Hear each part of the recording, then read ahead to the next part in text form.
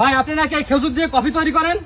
হ্যাঁ, আমি খেজুর থেকে কফি তৈরি করি। আমি এখনই আপনাকে কফি তৈরি করে খাওয়াবো। এই খেজুর দিয়ে কফি তৈরি হবে? হ্যাঁ, অবশ্যই। আচ্ছা, এই কফি এবং তৈরির কফির সমস্ত মতোই প্রসেস আমাদের একটু দেখান তাহলে।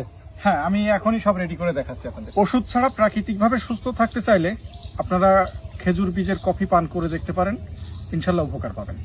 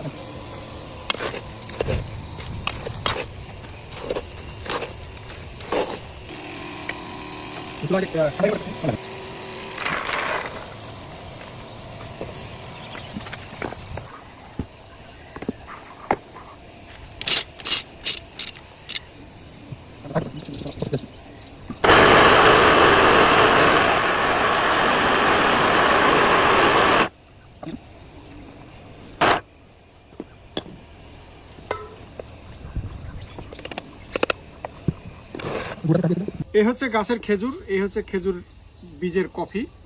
আমি এখন কফি তৈরি করব। এটা গরম পানি ভাই? গরম পানি, গরম পানি এবং এটা কি ভাই? এটা কফি পাউডার। এই খেজুর বীজের খাওয়া যাবে তো? হ্যাঁ, খাওয়া যাবে অবশ্যই, এবং এটা খুব উপকারী পানীয়। আমি খেয়ে এখন দেখাবো এবং এটার গুণাগুণগুলি বলবো আপনাদের কাছে। এটা চিনি ভাই? হ্যাঁ, এটা চিনি দিলাম।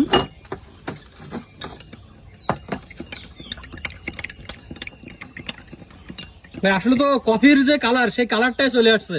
কফির কালার, এমনকি ঘ্রাণও কফির মতো, কিন্তু সাধারণ কফিতে শুধু ক্যাফিন থাকে, আর এটাতে ম্যাগনেসিয়াম আছে এবং পটাশিয়াম আছে। অর্থাৎ ডাবের পানি বা কলাতে যে উপকারিতা পাওয়া যায় সেটা। এবং ম্যাগনেসিয়াম ঘাটতির কারণে আমাদের সবচেয়ে বেশি সমস্যাটা হয় রাতে ঘন ঘন প্রস্রাব করা, শরীর দুর্বলতা, প্রেশার হাই, তারপরে মোটা শরীর। এদের জন্য এটা সবচেয়ে আদর্শ পানীয়, এবং এটা সন্ধ্যার পরেও পান করা যায়। এটাতে কোনো ক্যাফেইন নেই, এবং এটা নিশ্চিন্তে আপনারা সকাল বিকাল যে কোনো সময় পান করতে পারেন। ব্লাড প্রেশার কন্ট্রোলের জন্য এটা খুব আদর্শ একটা পানীয়, এবং সেই সাথে ডায়াবেটিসেও কন্ট্রোল করে। স্বাদ কেমন ভাই? স্বাদ কফির মতোই ঘ্রাণ, কিন্তু স্বাদটা একটু কষের মতো, অর্থাৎ সুপারির যে কষ, অনেকটা সেরকম সুপারির কষের মতো লাগে এটা। কিন্তু খুব সুস্বাদু।